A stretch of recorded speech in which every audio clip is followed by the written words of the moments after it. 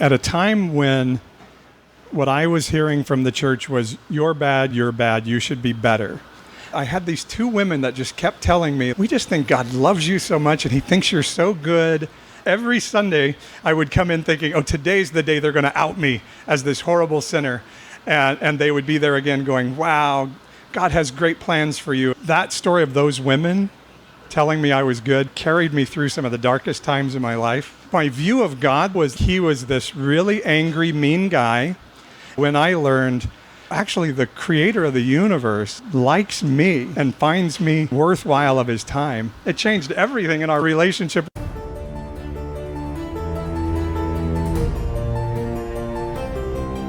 For those willing to listen, learn, and have eyes to see and ears to hear, this is the Nonpartisan Evangelical Podcast. I could stand in the middle of Fifth Avenue and shoot somebody and I wouldn't lose any voters, okay? Challenging the mindset of right-wing Christianity and encouraging people to have their minds renewed and hearts transformed.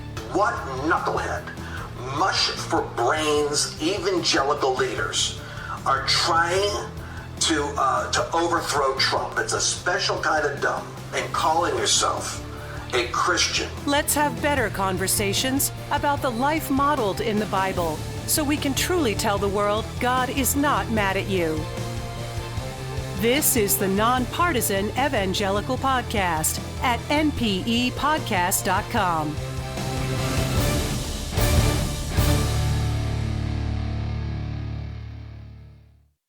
I'm Elaine Robles. I'm a friend of Paul and Ashley's, and when I found out that Paul had written this book, and I ordered it and read it, and I just felt like it was just so amazing, and it really spoke to me. And I think I wrote something on social media, and Nancy was the first person that said, I think we should do a little book club, and I'll host it. And so that idea took off. And what we told Paul is that we would just like to hear where this came from, how it started. And then those of you that have read it, you can give us feedback. There are no questions that are out of bounds. Those are my rules. Hi, everyone. Hey. How y'all doing? Good. Okay, I asked Paul if I could introduce him tonight. But what a privilege and a pleasure to be the one introducing Paul tonight. In the past, it's usually been the other way around. But I was just reflecting on our journey together, which will mark 25 years on August 12th that we've been married. But we have been on a really incredible journey with many of you in this room. And some I'll probably meet for the first time after we do a little bit of talking. But when I think back on our journey together, like, how did we end up here? How did we end up in Fresno? How did we end up staying here? How do we end up doing the things we're doing now and exploring the things we're exploring now? And it really starts with, I would say, it starts with Paul's pure heart for love and for truth. And he is a person who can carry that in a way that, like, just stuff doesn't stick to. So that led us on a journey of believing that our God is big enough to love a whole city, warts and all. That he's big enough to change an entire city, that it doesn't have to be 1,000 years, that he's big enough to transform and change us in a blink of an eye if he wanted to. And believing that, we're like, hey, so this is a place where we think that God really cares about and really loves. And so why wouldn't he turn everything upside down and introduce us to who he really is? And so that's how we got on this path. That led to me pursuing elected office, us planting a church, and then out of the depths of some really hard and painful things that we've walked through led to him writing this book. So it's been a really beautiful journey, and I'm excited to not produce. Sorry. Whoa. Super weird. It's been a week, let me just say. It's been a week. But to present for his first time ever, Paul Swearengin and Joseph Comes to Town. Thank you. You were supposed to say author, Paul Swearengin, because that's now the title. And a friend of mine in Spain bought the book, so I'm now an internationally selling author. I can't put best in front of that yet, but can everybody hear okay? Gosh, it's just amazing that you're here. I thought that'd be me, Elaine, and 4 of our friends maybe that would be here, and particularly on an art hop night. So it means a lot that you guys are here, and hopefully you have one of these, because this gives you all the things you can do to get involved with the community that I'll be telling you about. And then hopefully you've given us your email address on the chart that's coming around. So thank you for doing all of that. And enjoy your tamales, by the way. Aren't they good? Thank you, gang. I've never done this before, so I'm just making it up as I go. But I thought I would tell you a little bit more about the journey of getting to writing the book, more than just going in the book itself. And then we can do a Q&A around the book. And so I was just putting together some thoughts about all of it, and I sort of have a pat joke that I always tell. A great philosopher named Fresh Prince of Bel-Air once talked about a story all about how my life got turned upside down. And that happened in my life and in our life, as Ashley was alluding to a little bit.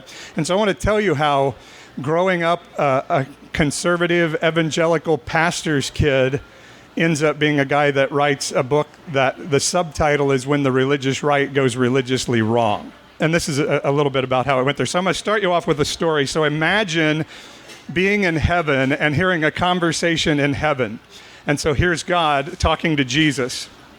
And God is like, okay, Jesus, we're going to send you to earth, and you're going to be the perfect representation of me and everything I care about as you go down there. So let's put our list of things to talk about together. So in 2,000 years, we'll know beyond the shadow of a doubt that the only 2 things that I really care about are passing laws to ban abortion and gay marriage. So we know that. Those are the 2 things that we care about.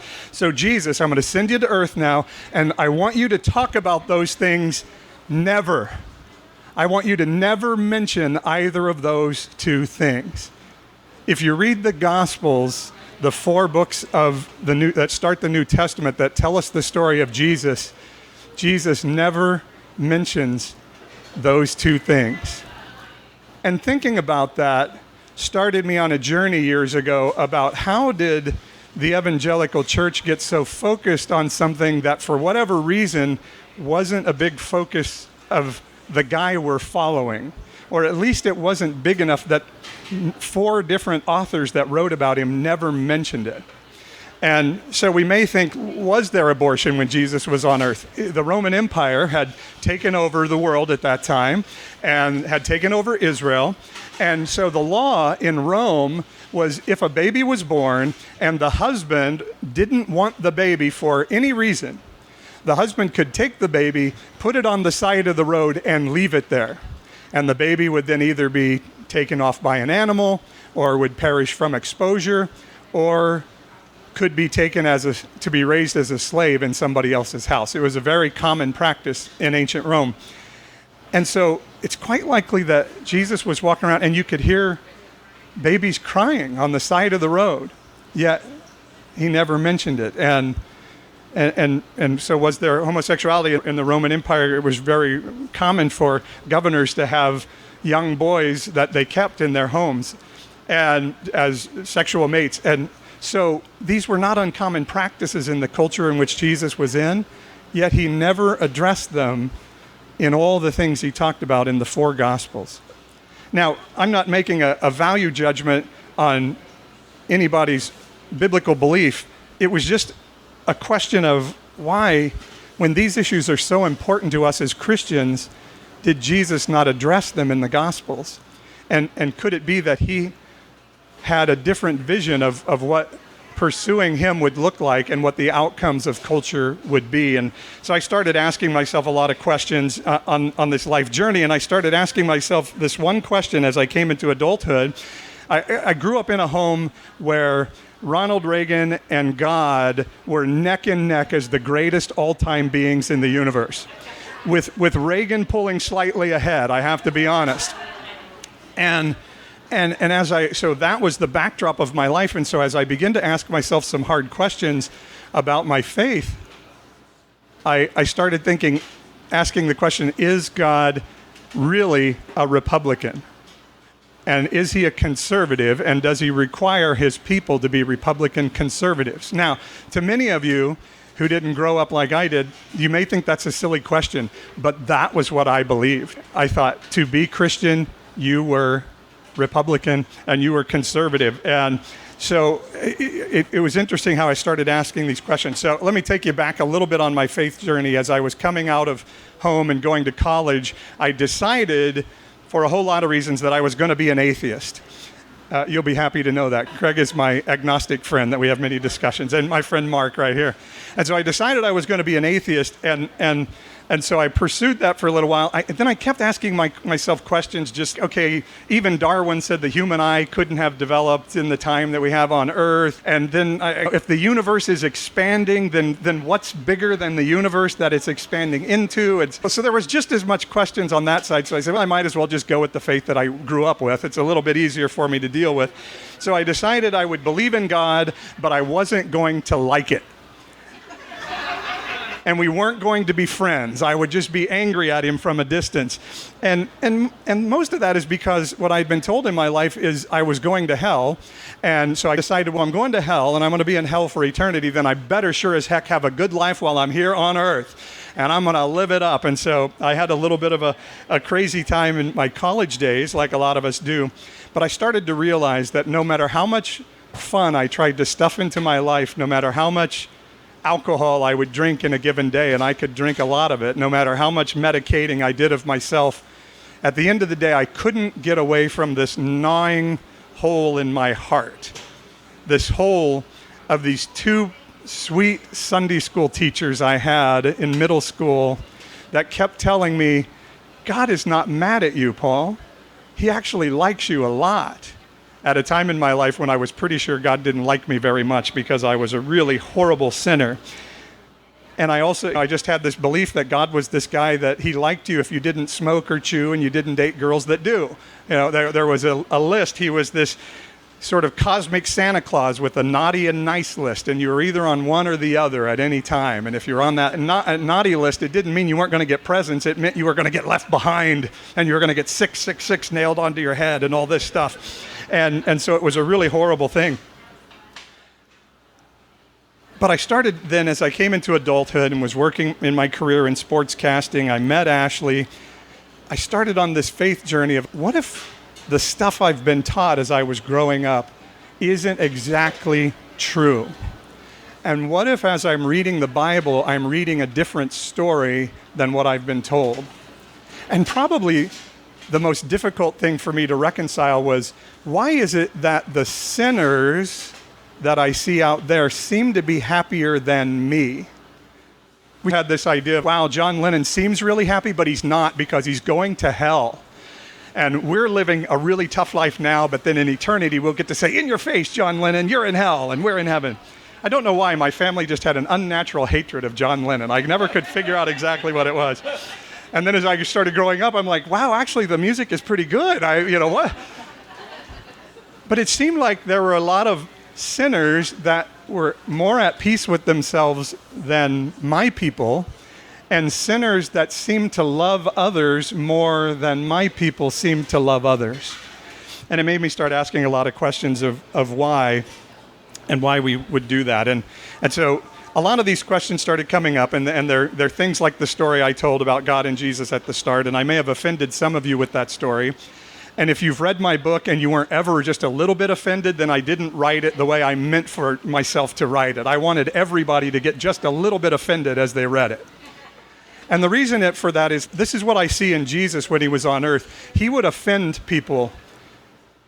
And I would always say he would offend their mind to reveal their heart. So he would say things to Jewish people who didn't eat pork because the Bible told them not to eat pork. He would say, to get to heaven, you have to eat my flesh and drink my blood.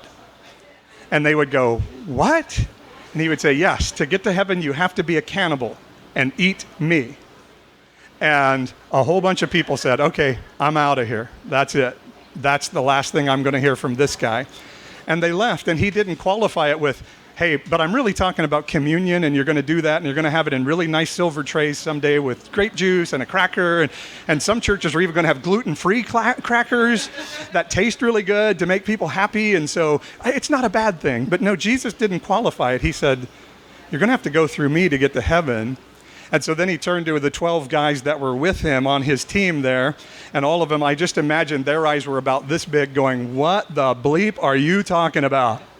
And I don't think they said bleep. And I think, and then if you read scripture, what the writer says is like, oh, I can't write what they just said.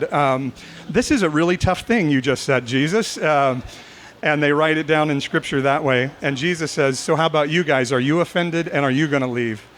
And their answer, I think, honestly, was, yes, we're completely offended, but we're going to stick it out and see where you're taking us because something of life is in you that we want to go after and keep going after. And so I think it's important at times to let our life be offended so that our heart can be revealed. Come on in and serve that.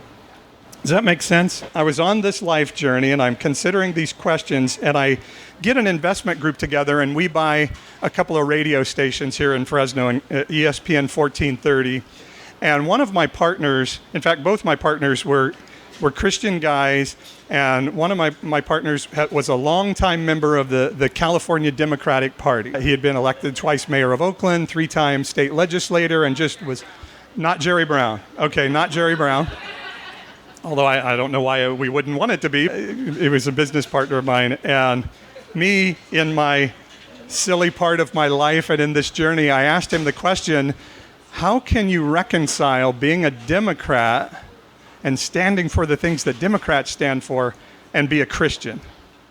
Now I look back and think, that was a really dumb question. But at the time, it seemed like a very logical question to me.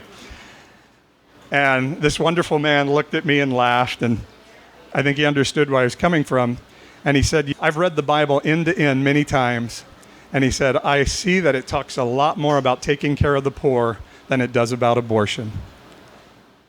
And I was like, yeah, I got no answer to that. And I started thinking about that. And again, I'm back to, so why is it that this is such an important issue to us? And yet, I couldn't deny that there are hundreds and hundreds and hundreds of verses in the Bible that say take care of the poor and the immigrant and the widow. And God saying, my displeasure with you is that you've not cared about the poor. In fact, there's a whole book in the Bible that I think is really pertinent right now, because I have so many friends that are just so angry about taxes and immigrants. And those are two really big issues. And so there's a whole book in the Bible about it called Ruth. How many of you know the story of Ruth in the Bible? So Boaz is a wealthy field owner in the book of Ruth. Ruth is a dirty, filthy immigrant in a place where she shouldn't be living. And Boaz, as a good Jewish citizen, knows that the law says he is not allowed to harvest the outer rim of his fields. You're only allowed to harvest the interior of your fields, and the reason for that was simple. You left the outside of your field unharvested so that the poor and the foreigners who were not allowed to own land could eat. And so they could come and take the produce from the edge of your field. The law also said as your harvesters were harvesting and gleaning, anything they dropped from their hands, you had to leave on the ground. You weren't allowed to bend over and pick it up. And so everything you would leave behind was there for the poor and the immigrant to pick up. Now, I don't know about you, but that sounds to me like God's a little bit pro-tax and a little bit pro-immigrant. I don't know. And again, so I'm asking myself, the Bible seems to be telling a different story than some of the things that I understand. But I had a problem in the midst of this, trying to work this through. I had what I call my Rush Limbaugh addiction. I was a 2 to 3 hour a day conservative talk radio listener, and listening to that radio I call the Proctology Syndrome. Did you guys read about the Proctology Syndrome in my book? If you know what a proctologist does, the part of the body the proctologist works on, it's not the most attractive part of the human anatomy. And so if you're a proctologist and you look at the same part of the human anatomy every day, you may come away with the impression of, wow, the human anatomy is really gross and disgusting and doesn't smell good all the time, and this ugly stuff comes out of it. Sorry. The artist, on the other hand, if you ask them about the human form, they're going to say what? The human form is amazing and beautiful. And I see this kind of right-wing media thing as a real Proctology Syndrome. They're always looking for the ugliest thing they can find. And I was taking all this stuff in, and it's interesting. I always wondered how that stuff worked a little bit. And in 2000, I came across this study from the University of Nebraska in 2014. They did a study on, is there a psychological, physiological profile of somebody who's conservative versus somebody who's a little more liberal or progressive? And they found that a person that's conservative has a natural bent toward strong reactions to fear and strong reactions to protect themselves and be worried about aggression against them. And in fact, let's see, it was in the Journal of Behavioral and Brain Sciences, and it said that conservatives have a built-in negative bias. They are physiologically more attuned to negative stimuli. They respond much more rapidly to threatening and averse stimuli, and therefore things like strong military, tough law enforcement, resistance to immigration, guns, all those things very naturally fit into where they were. And the scientists went on to say that these were very helpful traits in human beings 2.5 million years ago, that they really helped us survive as a species. But they said now it tends to drive us to a little bit of an unhealthy living. Now, if you're here and a liberal and you're like, yeah, get them with that study, I would also say the study showed that liberals tend to be more neurotic than conservatives. So just so you don't all go unscathed. And some of that would be that conservatives are just so sure of what they know. They're just very pleased in how they live because everything's black and white and you can live that way. But in the midst of all this and my faith journey, I decided I'm going to stop listening to conservative radio for 7 days and see what happens in my life. I started feeling like this is making me a little angry and I'm not loving people very well. And so I said, I'm going to stop listening for 7 days and see what happens. So I did this 7-day fast and I couldn't believe it. The sky of the color changed. The air, even in Fresno, became clear and I could breathe it. Everything changed. My whole outlook of life, and maybe I'm exaggerating it just a little bit, but the impact on my positivity and my hope was amazing. And so I decided I'm never going back to that massive intake of the Proctology Syndrome. And as I have pastored a church later on in my life, and I sometimes am working with people and I find, wow, you're really angry at people or the government. So I tend to ask, so do you watch a lot of Fox News? And if they say yes, I do the same thing. I say, would you do an experiment with me and stop watching it for 7 days and see how you feel? And everybody that ever tried that came back and said, I feel better. I feel better. So I think sometimes what we take in starts to come out of our heart. And for me, I was realizing, okay, if I'm on this faith journey with God and I'm starting to look at, all right, I'm supposed to care about some things that I haven't cared about as much, I'm going to have to stop doing some of this intake. And I started to review that against the story of Jesus in the Bible. And how many of you, who did Jesus say mean things to when he was on earth? Does anybody know? What's that? He flipped the tables, the Pharisees. There was these guys called the Pharisees and the Sadducees. Now, I can't find anywhere in the Bible that Jesus sat down with a sinner and said, you are a horrible person that needs to change your life. But to the religious leaders of his day, he said, your dad is the devil. You are a whitewashed tomb, clean on the outside, dead on the inside. You are a dirty cup on the inside, whitewashed on the outside to look at. He said really horribly mean things to the religious people. And so I'm like, Jesus, why were you so mean to these guys? They were doing the best they can from what they knew. And so I looked at who were the Pharisees and the Sadducees, and this is a little bit of a broad. I could go deeper into it. But in essence, the religious leaders of that day were so concerned that Rome had taken occupation of their land, their whole belief that God's goal for their season was to overturn the government.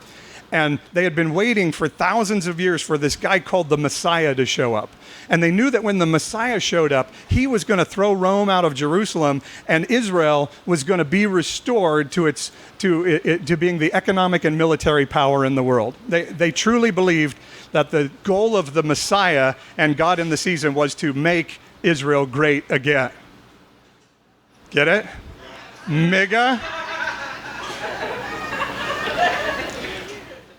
And so they were wanting this Messiah to come and overturn the government. And so they figured out that the way we're going to get the Messiah to come is if for 1 second we can get every Jew to not sin, the Messiah will appear. So the only way they knew how to get people not to sin was to impose massive rules on them. And so they just started making rules upon rules. And so they even had a rule about if an animal died in your house, you couldn't worship for a period of time until you were cleaned up. And so they begin to talk about, but so if your dog dies in your house, then your house is unclean. But what if the dog dies on the stoop of the house? Does that count as unclean then? And so they sit down and they huddle together. What do you think if it dies on the stoop? And so they come back with this ruling, and this is literally a true thing in their culture. If the dog's nose is pointed towards the house, you're unclean. If it's pointed away from the house, you're clean. This is how crazy they were getting with their rules. And they believed if they could legislate enough righteous laws, people would behave and the Messiah would appear. And some got so fervent for it, like the Saul of Tarsus, who we later knew as Paul, he decided anybody that was not willing to follow the rules, we just kill them. Man, women, child, would kill them all, because that's how we're going to cleanse the race and get the Messiah to appear. And so as I started looking at this idea of, okay, let's get everybody to behave by biblical rules so that we can have a Messiah come and overturn the government, I said, is that in any way familiar with what's happening in our culture today? People looking for a Messiah to come, overturn the government, and restore America to its former greatness. Gosh, that sounds a little bit like my people. And I started saying, is that what you want us to be, God? I'm not saying you should vote one way or the other, or I would still say I'm conservative and registered Republican. But where is my heart at in all of that? And is that desire to pass laws to make people behave starting to cause me to not be able to have empathy for people that live a life that maybe I think is different than me?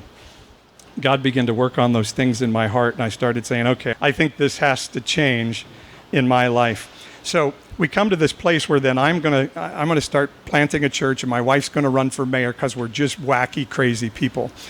But all of this came out of our desire to see Fresno changed forever and be the city that we believed it could be.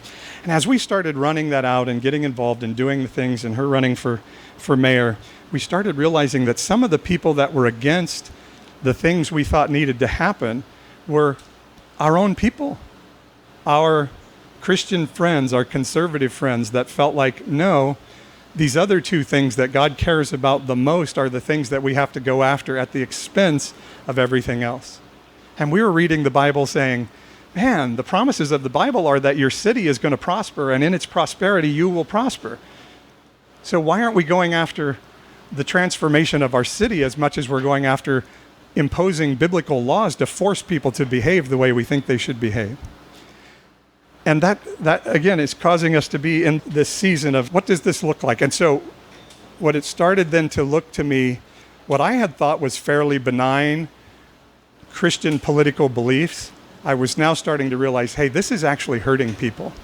And not only is it hurting people, it's trapping some inside of it and making them, like me, feel like I don't feel like I can really care about those people because they're sinners. And I can't really care about those people because it doesn't fit into my partisan ideology.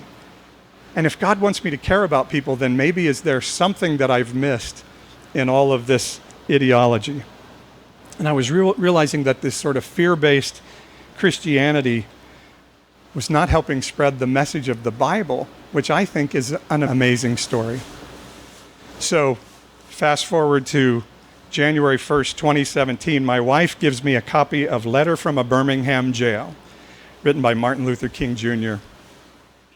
And as I'm reading this, I come upon this place in the text, and it says, Martin Luther King Jr. says, I'm mostly disappointed in the white moderates. I knew the Klan would do what they did. I knew my people would do what they did, but I thought the white moderates would come and stand up for us and speak out and help us. And instead, they're the ones telling us, you should be quiet, you should wait, you shouldn't wreak havoc. And as I was reading that on January 1st, 2017, I started to say, God, if I don't speak out on this, am I complicit in any damage it's doing to people and to the gospel and to the story of the Bible? And it started to really turn inside of me of, Ashley, I've got to do something. So I had this book stirring in me for some time, and I had people telling me, like, God has this for you. You're going to write a book. And I'm like, no, every pastor in America writes a book. Most of them are crappy. We need another Christian book like we need a hole in the head. And so I always said, no, I am not going to write a book. But I had these concepts, and I thought maybe someday when I'm not afraid of people getting mad at me, I'll sit down and write them down in blogs or podcasts or something. And in fact, I have a whole trove of blogs that I've written that I've never released to the public because I was afraid to and a little bit chicken.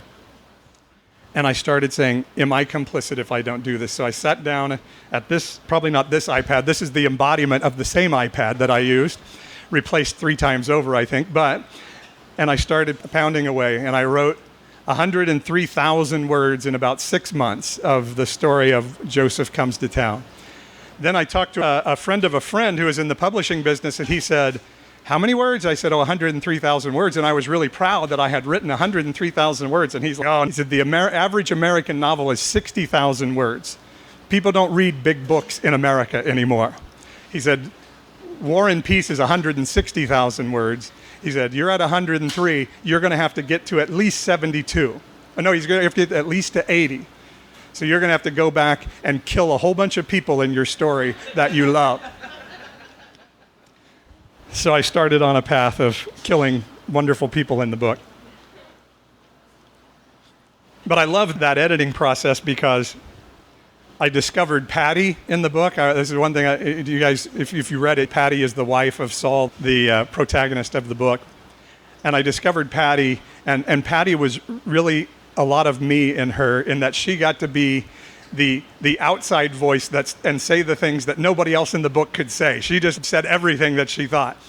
And so she came alive in this rewrite, and then a whole bunch of other things I put away. And particularly if I was reading, I'm like, that seems a little snarky. I'm going to work on that and rework that. And did that. And started getting the book to the place where I wanted it to get, because ultimately what I want the story to be is about the fact that God is not maybe what we think he is or what he's been portrayed by his people. I have this meme I'm going to put out someday that says, "Dear world, sorry for my people, love God. I apologize for mine." Because we've misrepresented him a little bit. I want to tell you how I see the story of the Bible from end to end real quick, and then we'll do a little Q&A on the book. And I hope this has been okay. I started to say, has this been okay? But it doesn't matter because I already did it. And it's my event anyway, so there we go. I had a professor in college in a history class. And like I said, I was living a little bit less than Christian life at the time. And so I missed a lot of class because I would really plan to go. And then they had this bar on campus called The Bucket. And then I would have a friend in there and he would say, just stop in and get 1 beer. And I'd be like, okay. And then 4 beers later, oh, history class, I forgot. And so history was a class that I actually love history. It's one of my favorites. But I missed this class and I was getting down in the semester and I realized I was going to fail this history class because I had missed so much time in there. So I decided to tell a lie to the professor. I decided to concoct a story and go in and tell the professor that my parents had gotten divorced and it had taken me out for the semester and I needed him to have grace on me. And so I prepared this whole story. My parents are still alive and still married today, by the way. But I was going to tell him that my parents were divorced and it had taken me out of history and I needed his grace. And so I sat down with this man and I told him my story and he looked at me like, I've heard this story before. And he thought for a few minutes and he was quiet and I'm like, okay, he's not buying it. I am in deep doo-doo. And this professor looks up at me and he says, Mr. Swearengin, do you know what grade you're going to get in this class? And I'm like, I have a pretty good idea. And he looks at me and says, you're going to get an A in this class. And I'm like, yes, the story worked. I love it. And he says, I know you love history. From the little interaction that we've had, I know the material here and I know you love it. And I know you can get an A on the material in this class. He said, I'm banking that if I tell you you're going to get an A, your behavior for the rest of this class is going to change. And I can tell you this, I never missed that class again the rest of that semester. And I did get an A in the class. And the whole of the story of the Bible isn't God saying, I'm ticked off at you, stop acting the way you are. The story of the Bible is God saying, at the end of it all, I'm going to give you an A. I know you haven't acted exactly as I would like for you to act, but your grade at the end of this is going to be an A. And if I tell you that I'm going to give you an A at the end of the class, I believe you're going to want to know me, and you're going to want to come and get to know me better, and we're going to start to build relationship together, and your actions will change in alignment with my heart and our relationship. And to me, that's an amazing story of a creator of the universe, if he exists, Mark. But I believe he does. Mark and I have fun together talking about that. I believe he's a guy that created everything to be really cool. He created penguins to be awesome so that we could go, wow, look at that penguin. That's amazing. Because he thinks we're so cool. And he said, but what's bad is our relationship has been interrupted. And so here's what I'm going to do, because the level of goodness to get to come to heaven and be with me is you have to be perfect, and you can never make a mistake ever. How many perfect people do we have in the room today? Yes, Paul, I know you. You are correct. But only one out of all of this. Mother Teresa was not good enough to get to go to heaven. Abraham of the Bible was not good enough to get to go to heaven. So God said, I'm going to take care of it for you. Here's what I'm going to do. I'm going to come down. I'm going to be one of you. And I'm going to suffer the worst execution ever suffered by any human being in the history of the world. Because I love you so much, and I want to be in relationship with you. And as Christians, we talk about the Bible verse John 3:16 a lot. How many of you John 3:16? I like the next verse, John 3:17. How many of you John 3:17? What's it say?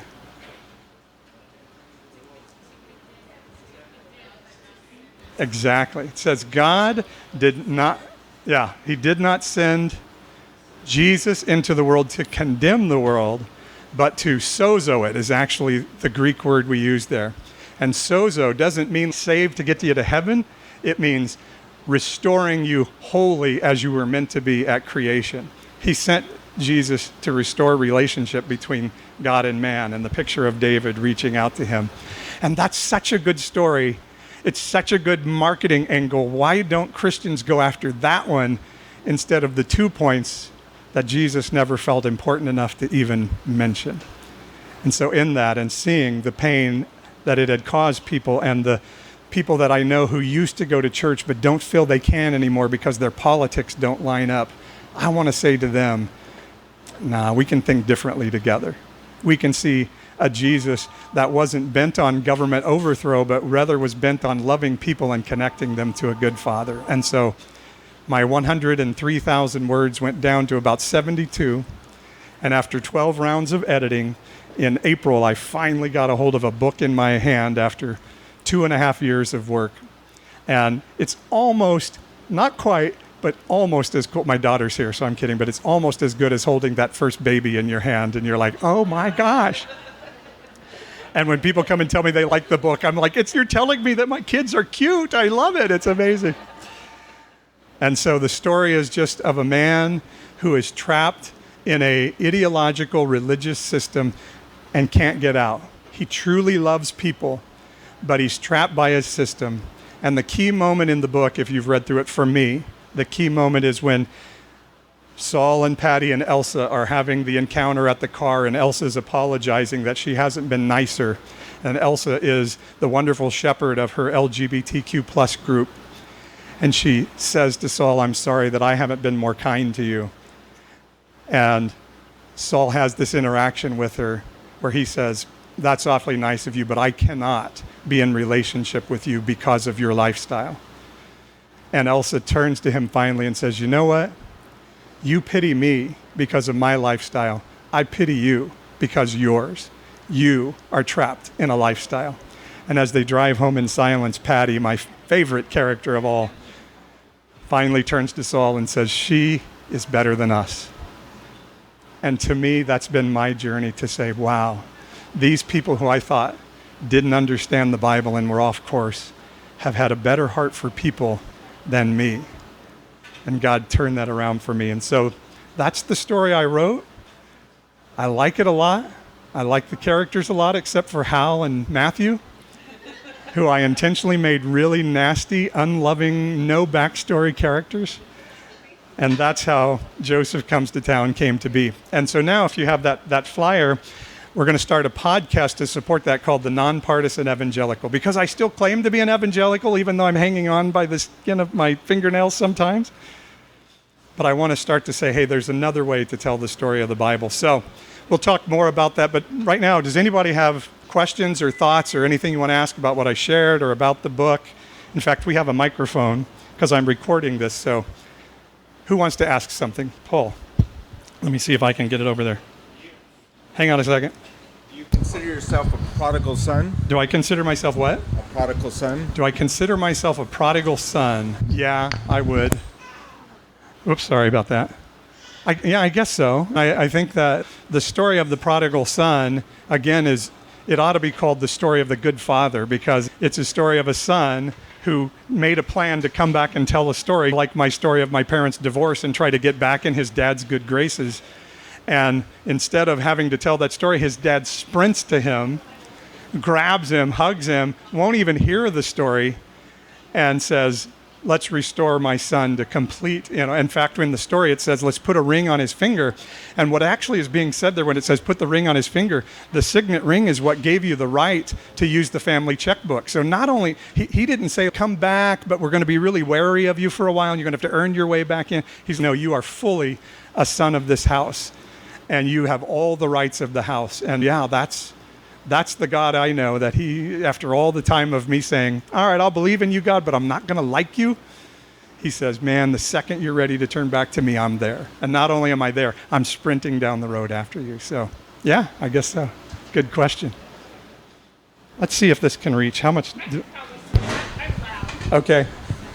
Was Joseph's t-shirts made up by you? Or were they actual t-shirts that you could see? They were all made up by me. Do you want one? I want to start making some of the shirts. Which, did you have one that you liked? The question was, did I make up Joseph's t-shirts or had I seen those somewhere else? And the truth is I made them all up, yeah. So which one do you remember one that you liked? They were all great. There were so many. He had one every time. His first one was God is not mad at you, and that's my basic mantra. So I'm definitely going to come out with a God is not mad at you t-shirt. I have a God is not mad at you wristband on right now. So I really like that one, but I don't remember all exactly how they went, but I love the ones that are God loves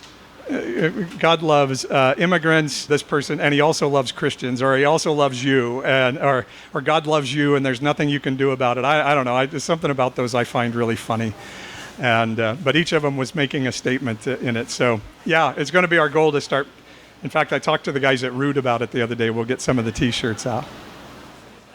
What else? Tell me what you liked about it, or what spoke to you in the book, Craig.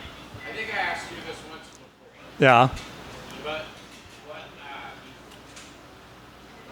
what's fascinating to me is as we have our art, that usually wherever we are, we think that's the height of the art. Yeah. But you have a lot of life ahead.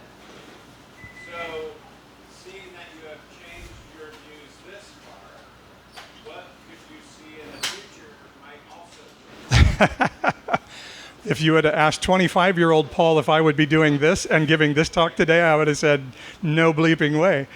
So I'm not sure how I can guess what the next amount of years hold. I know what the near term is, and the near term is a lot of those blogs that I've written over the last 10 years that I was afraid of anybody knowing I thought that. I'm going to start letting people know I think that. Some of this is embarrassing for me, so I'm trying to think of how I say this. Ashley and I went to Beth and Lori's house for breakfast the other day. Sorry, this makes me a little bit emotional even. And as a gay family, we had such a wonderful time with them, and there are still people around us that would find it difficult that we would have that interaction.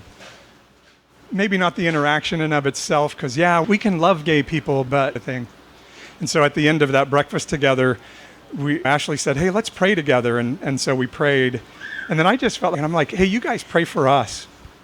And they prayed for us. And for much of my life, I've thought, can so this is the embarrassing part of this, can gay people, I wondered if Democrats could be Christian, so certainly it's okay for me to think, can gay people be Christian?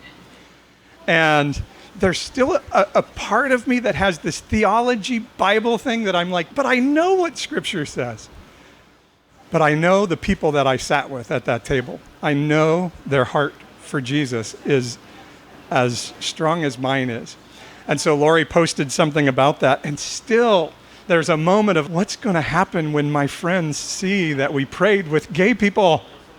And I'm so sorry to say that. I hope that's not offensive at all. And then I'm like, I don't care. We're popping that on my timeline, and this is who we are, and this is where we're going. And so some of it may be that we have some friends that may not be totally, completely comfortable with where we're going, and then we're exploring what that looks like theologically. I am in relationship with a ton of pastors all over the world, and so I'm getting to have all these conversations like, so how do you read this, and how do you understand this verse? And I keep asking these questions. If we can't make peace with this, then how have we made peace with divorce? Because Jesus didn't mention these two. He mentioned divorce straight out of his mouth. It's in red letters in the Bible. And we're like okay with that now. We've made a peace with that in the church. And gluttony and other things. So I'm just asking these questions of like, how do we work this through in concert with God and have a heart for people? And if my theology crashes into my need to love people, am I willing to let theology win or love win? So anyway, that's the journey we're on here, Craig. Thanks for asking and letting me say a really embarrassing answer. One more thing to say. I never knew my dad. My mom died when I was 10. I grew up Mormon, and I was raised by a lesbian. And that's the reason I'm in California. Yeah. And her partner was a devout Catholic. I don't know how you justify all of that stuff or wrap it around or make it real, but my life is mostly gone through a lesbian woman's life to get into. And that was a positive thing in your life? Oh, yeah. Yeah. It was amazing. Yeah. Did you guys hear what he said? So that's the question I kept asking. How can these sinners, and again, I'm sorry if I offend anybody, I'm just talking from a mindset that I came out of. How could these sinners have a better heart for people than me? If I'm in concert with the God of love that came and died on the cross for us, why are my rules harsher than the rules people have for each other? That's a tough question that I keep asking. Yeah, Deb.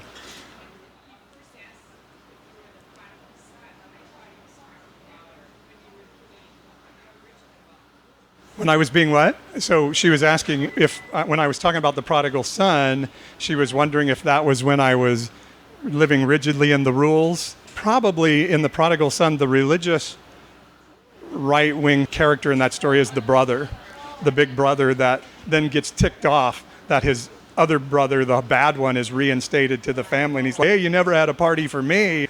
And the funny thing about the Bible is it wasn't written by Americans for Americans. I know that's a shocker for people. Yeah, there you go. And so if we read the Bible with an American understanding of righteousness and justice, we can miss it. And so for us, that is so unfair. There's this one parable in the Bible where the worker has all these workers come, and some work all day, some work a few hours, and then there's these others that come at the very end and they hardly do any work at all. So we're Americans, we're like, this guy gets paid this, and this guy gets paid jack squat. And the parable that Jesus is telling is they all get paid the same. And as Americans, we're like, man, God is unfair. That is ridiculous. That guy that worked the whole day is just getting ripped off here. And God is, that's the whole story, is whether you think you're this really good or barely coming in at the last minute, all of you deserve the same reward in it all, because none of you deserve the reward I gave you anyway. And so the boss can pay out of the goodness of his heart whatever he wants to pay. And so that rigidness to say, ultimately what we're trying to do in that sometime is, here's the bar that I can get over. And so then I'll make that bar behind me that everybody else has to cross. The divorce thing, I haven't quite beaten that yet, so we'll start to make that one a little bit easier to get over. But the ones that I've surpassed, I'll start putting those rules harshly on other people. And so the prodigal son part of me was really the college sojourner out there that then came back to God and then Yeah, then the staunch, sort of angry guy would be the big brother of the lust. Was also me. I was also, I was all of the above at the same time. It was interesting. Craig asked me the other day which character I was in the book. And I think in the end, as I started thinking about that brilliant question, I'm like, yeah, I think at different times I've been everybody in the story. They're all me to some extent. But and certainly Isaac and being on a quest was a big part of my life. But ultimately, I think I'm Patty because I'm the one that just can never shut my mouth.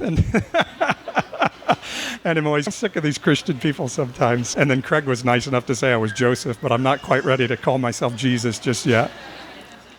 Yeah, Nancy. Yeah, it'll reach you here. There you go.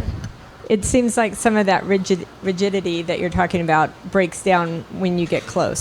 So it's proximity, right? Close to people? Yeah. When you start getting close to people who are different, then it's really hard to keep those super rigid ideas about them because you get to know them and they're different. And in the book, use it in Maya's story where, you know, I forget what exactly the story, but was it 50 people, whatever, from one side of the town moved to the other and then 50 people from the other. What do you see that for our city? Like, how do we get close? How do we change the narrative of different places and help people to get close so some of that rigidity breaks down? Yeah, great question.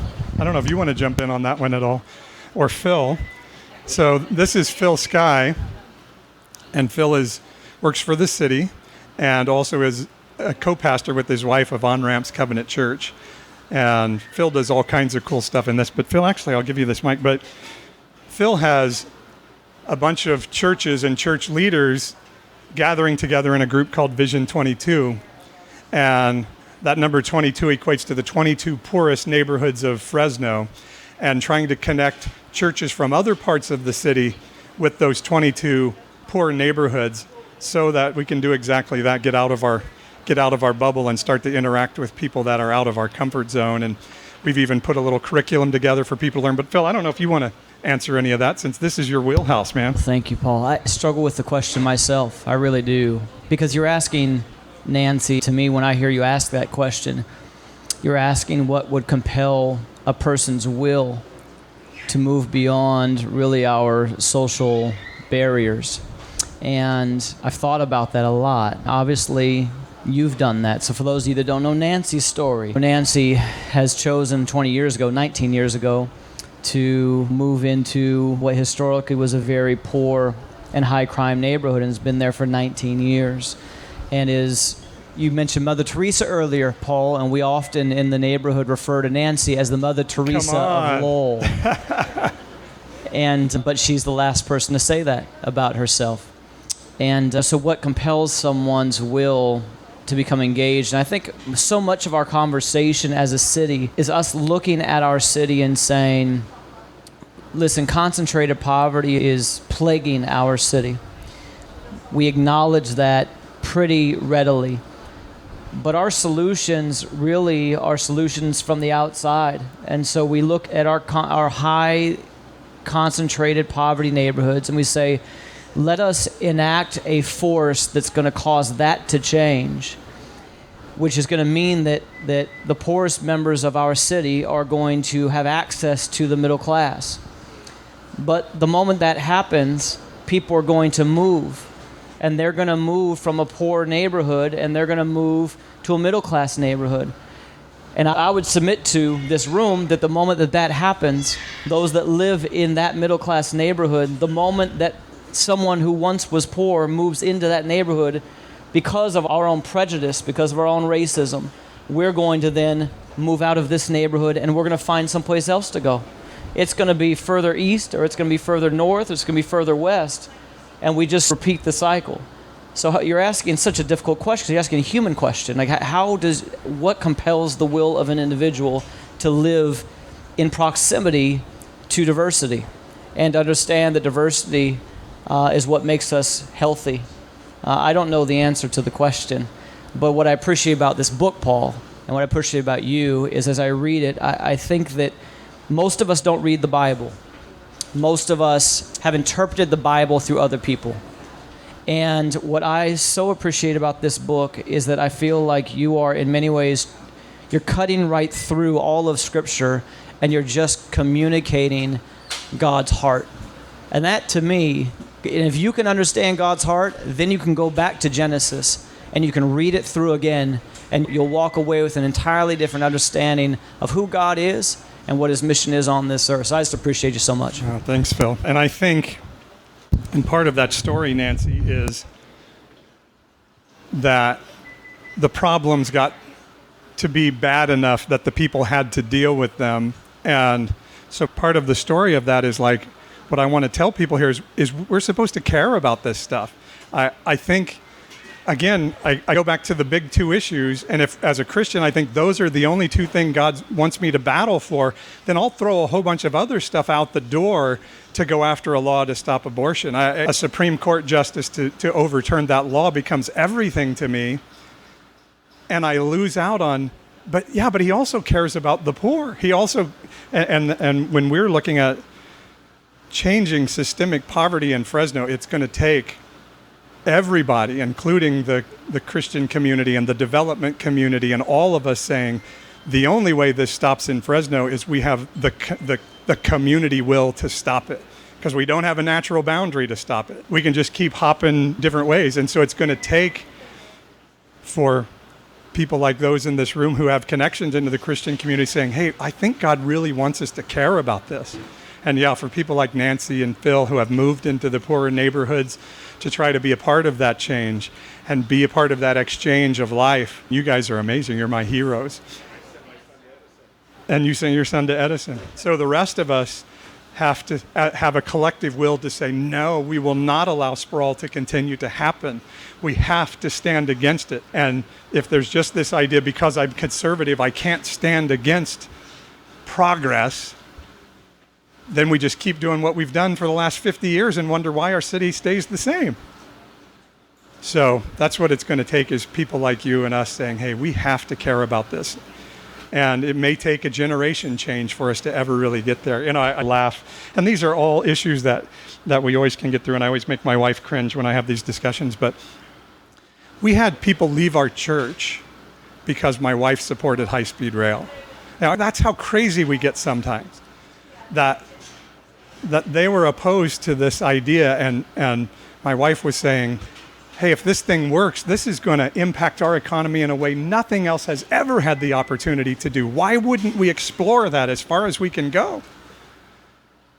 And these people leave our church because they think it's a sin to be in favor of this, because we don't understand that God cares about more than just conservative, ideological, partisan issues, that he actually cares about all of our city growing. And I told the story in there of, you live in a small city. If you're in a life bubble and you only watch certain cable news networks and you never get news that tells you anything other than you already know, and you only hang out with people who agree with everything you already know, how do you ever get a new vision of anything other than what you already know? And there's this great verse in the Bible, Romans 12:2, that says, don't be conformed to this world, but be transformed by the renewing of your mind so that you can know the will of God. And what that word world is really a word aeon. It's don't be conformed to everything that you hear around you. Allow yourself to break out of your bubble and learn something new so that you can know where God's heart is in a season. And when we get stuck in that bubble and we're always believing the same thing, and it's where I think a lot of people are, and the people I'm speaking to in the book, I want to say, get out of that bubble. There's a whole other world that's out there, and it's pretty cool and amazing and sometimes scary, but let's go for it and see what happens. Sorry, I'm doing a lot of preaching here. Sorry about that. Go ahead, Elaine. Yeah, I'm a preacher. You give a preacher a microphone, and that's what happens. So I just have to share that one of my favorite parts of this is in chapter 7, when we're talking about Isaac. And so he and Tank are in the car, and Isaac is just not sure about everything he's learned from his dad. So he says, I know God has to be different than the one we've heard about all our lives. There's got to be more to believing in God than praying for Republicans to be elected and the right Supreme Court justice to be picked. There's got to be. And I just found that super timely, and it just really hit home to me. So, Thank you. Who else has a question? Anyone? I've answered everything.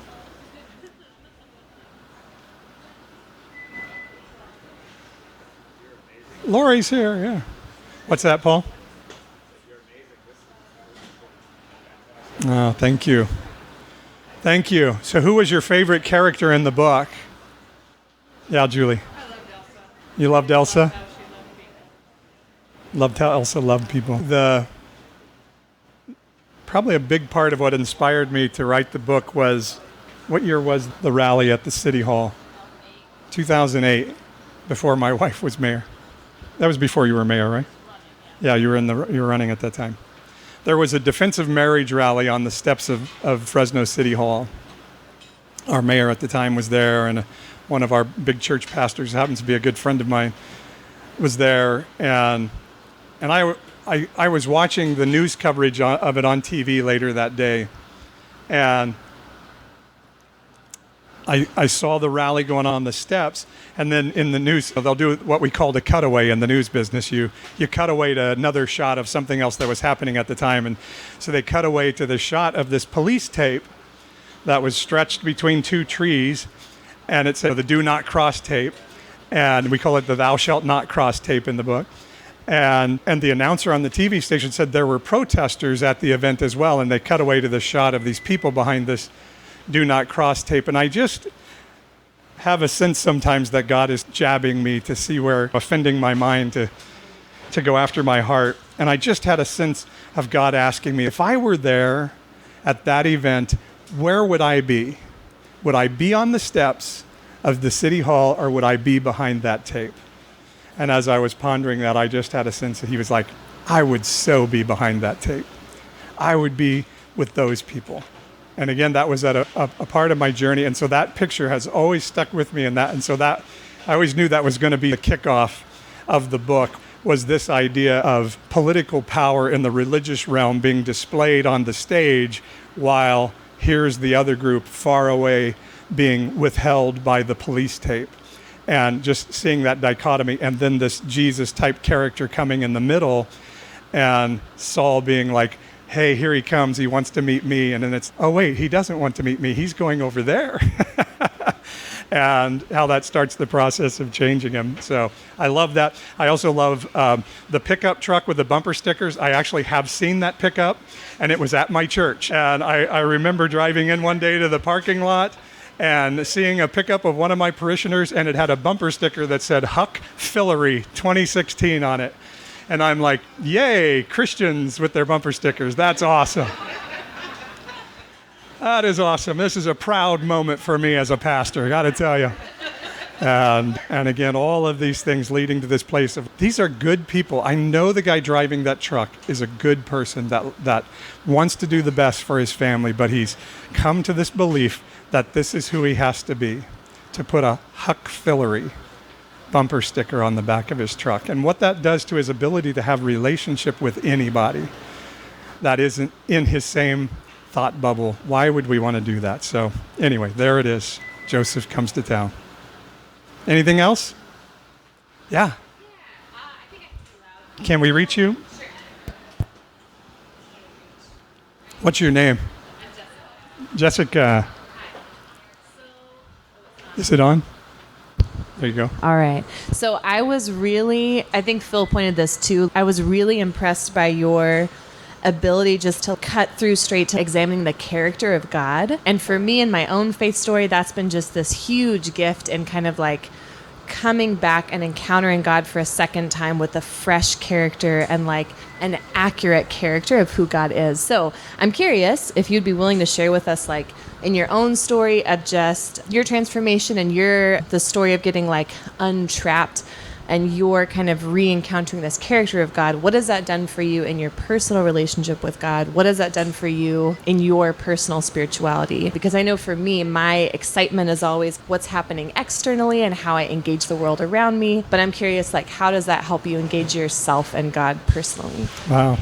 Good question. It helps.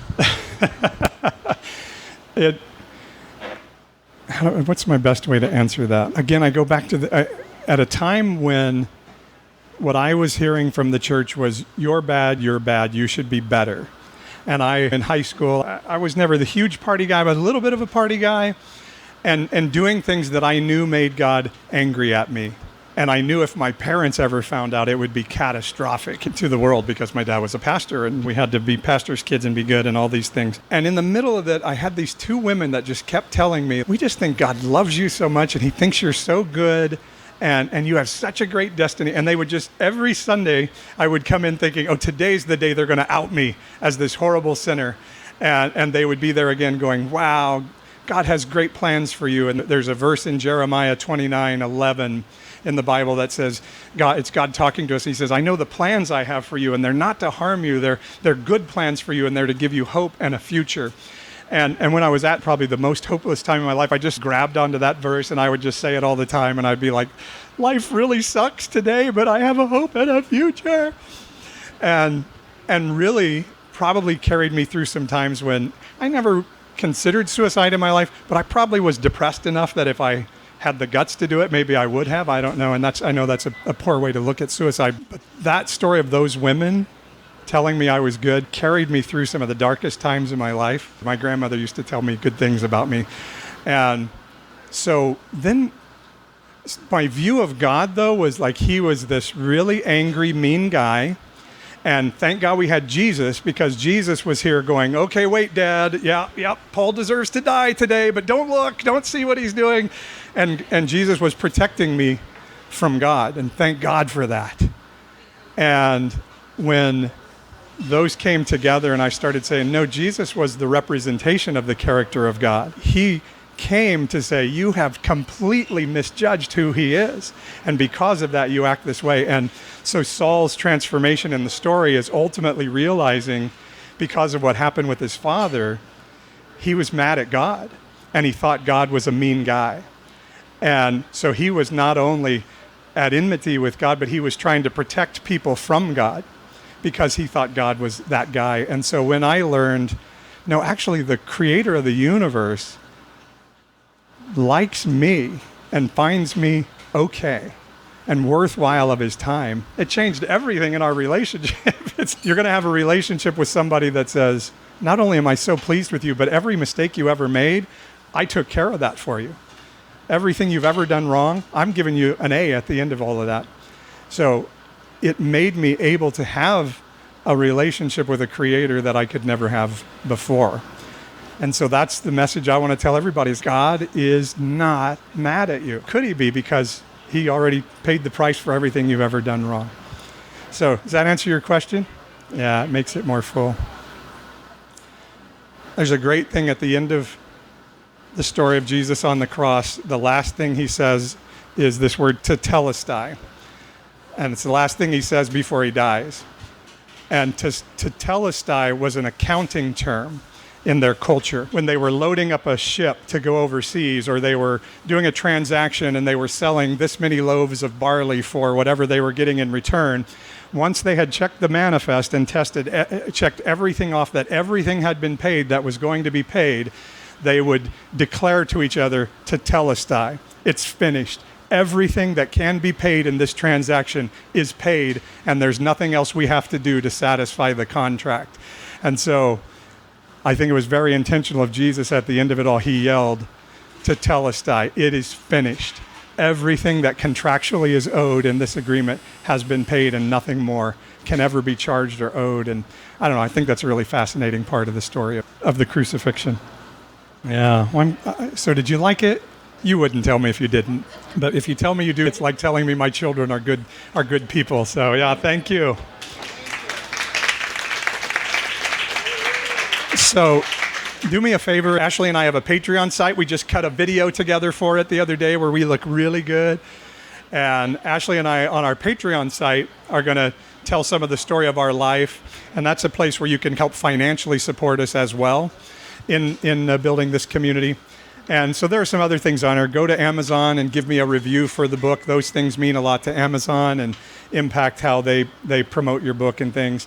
And just support us in building this community. Is there anything else I need to share? And thank you for listening to my story. And if I sign your book, the value of it actually goes down.